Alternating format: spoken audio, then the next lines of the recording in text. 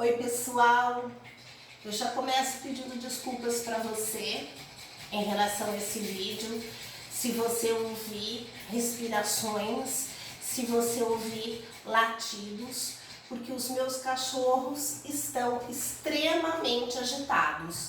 Agora aqui no estúdio eu tenho comigo um pug que está alucinado e tenho uma schnauzerzinha escondida que não quer aparecer.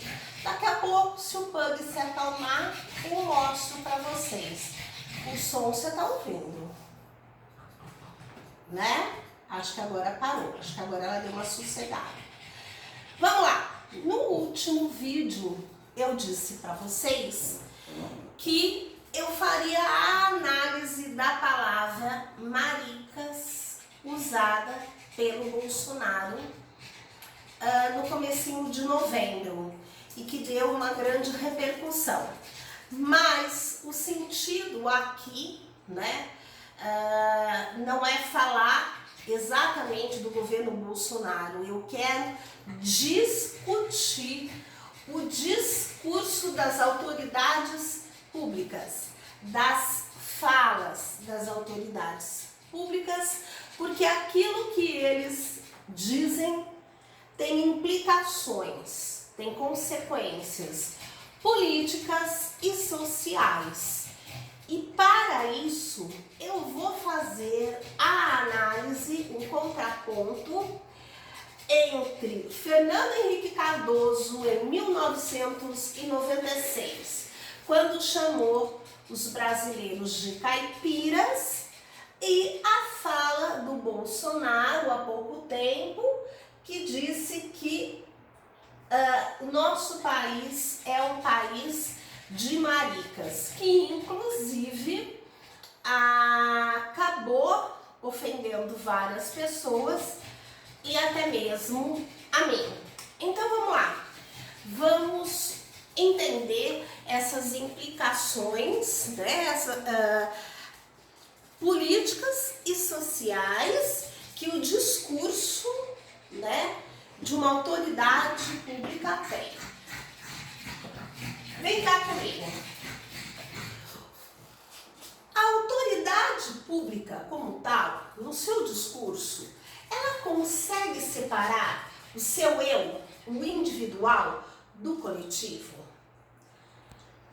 Será que professores, influenciadores digitais, apresentadores de televisão ou qualquer pessoa que tenha assim algum tipo de reconhecimento dentro de um grupo consegue avaliar as consequências de suas falas, tanto do lado positivo quanto do lado negativo?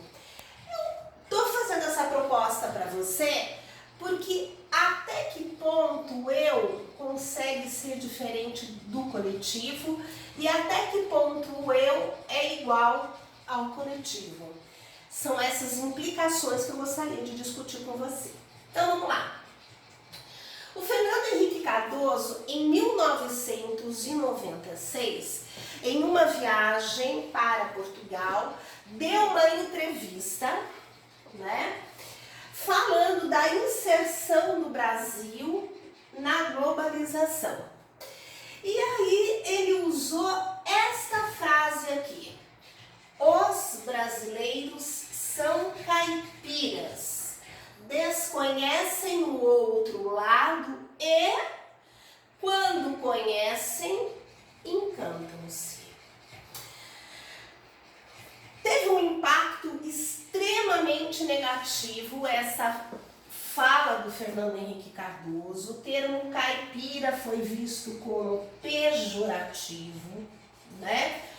Porque as palavras têm poder, como eu disse, tanto para o bem quanto para o mal. Vamos retomar um pouquinho a palavra caipira, do tupi. Ca-ma.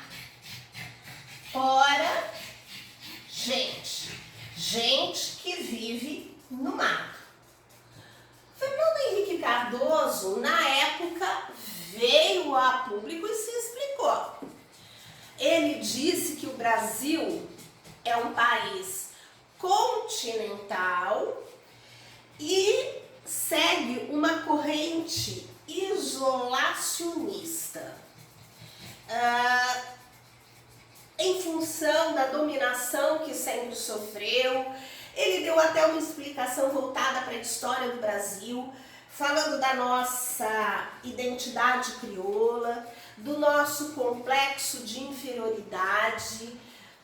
Fez uma explicação extremamente importante na época, para falar o caipira que ele estava dizendo. Eu quero chamar a sua atenção não só para o termo caipira, usado pelo FHC na época, mas eu também gostaria de chamar a sua atenção para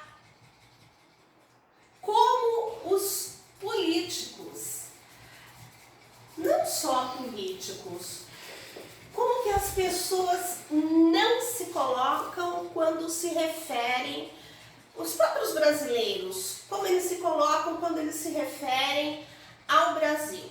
Então, por exemplo, você já deve ter ouvido, né? O problema do Brasil são os brasileiros. E eu li um texto esses dias de um filósofo do Sul chamado Hamilton Sganzeria, se não for assim que pronuncia, peço desculpas. E ele faz um contraponto sobre essa questão que eu nunca havia pensado. Será que o problema do Brasil são os brasileiros? Ou será que querem que pensem que o problema do Brasil são os brasileiros? Aí é mais fácil a dominação, tanto estrangeira quanto estatal. Ele vê nisso, nesta fala, uma questão de controle, né? De dominação, de superioridade. Quem fala assim se coloca numa posição de superioridade. Vale a pena ler, tá? Muito bem. Esse termo caipiras, Fernando Henrique Cardoso, na época, deu a explicação dele, né? E aí, essa ideia, ele disse que não quis dizer que o brasileiro é rude, mal educado, grosseiro, ignorante, bicho do mato. Ele quis dizer que o brasileiro é resistente a informações, a tecnologias, a modernidades. Essa é a explicação que o sociólogo deu. Só que eu quero chamar a sua atenção que lá, na época, era a figura do presidente da República e não do sociólogo. Será que dá para separar? É um questionamento que eu faço.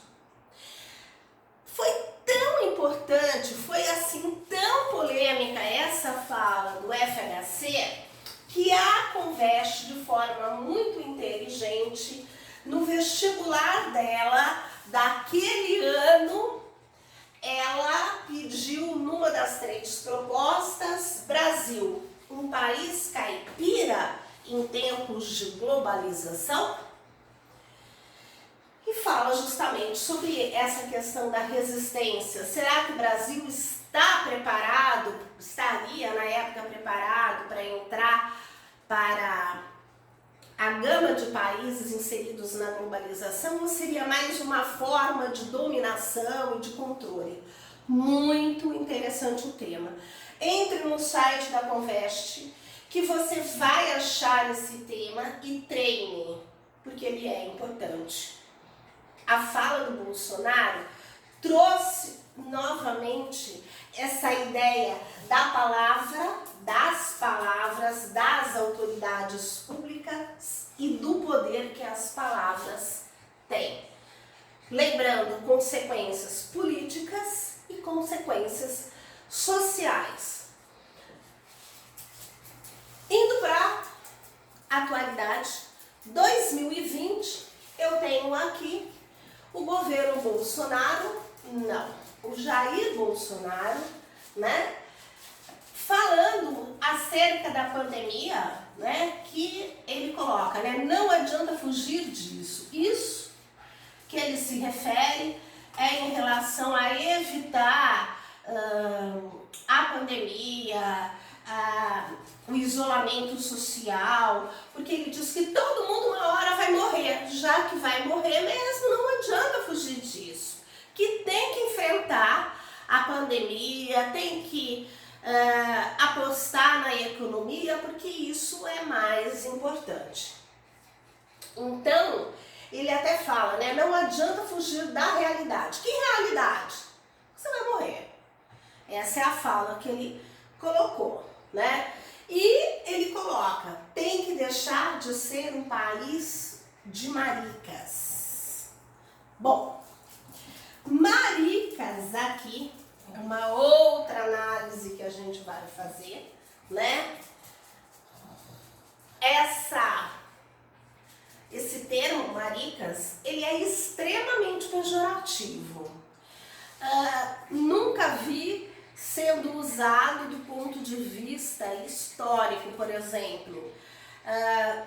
Quando criança, eu me lembro de mariquinha, só falta uma sainha.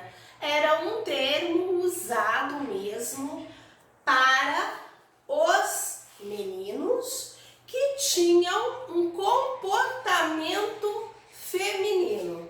Simone de Beauvoir que não nos ouça, tá? Mas, se você for ao dicionário, você vai ver isso, né? Porque maricas vem de Maria, mais sufixo diminutivo, ica. E você aprendeu que alguns sufixos diminutivos têm tom pejorativo. É interessante que essa palavra surge na Espanha, né? Maricón, no aumentativo, mas reproduzida para o português como marica, mariquinha, maricas, diminutivo. O que o presidente quis dizer aqui? Né? Porque maricas, ele era usado para gay, para homossexual. A gente via muito isso no humor do Renato Aragão nos Trapalhões, a figura do Zacarias de mariquinha com comportamento caricatural, né? Do efeminado, né? E também a gente pode atrelar essa ideia de maricas, que a gente tem que deixar de ser um país maricas, a ideia de covarde, de ter medo da morte, né? Quem perdeu alguém na pandemia, como eu perdi, sabe que a gente tem medo sim da morte, que a gente tem medo sim de perder as pessoas que nós amamos. Mas vamos voltar àquilo que de fato nos interessa. É essa ideia discursiva da fala das autoridades públicas quando elas têm um tom pejorativo e quando não tem um tom pejorativo. Então eu gostaria que você pensasse muito sobre isso tudo, revisse essa prova da Unicamp, pensasse no poder das palavras do ponto de vista político e social e se preparasse para o vestibular. Espero que eu tenha contribuído, né, para os seus estudos. Um beijo.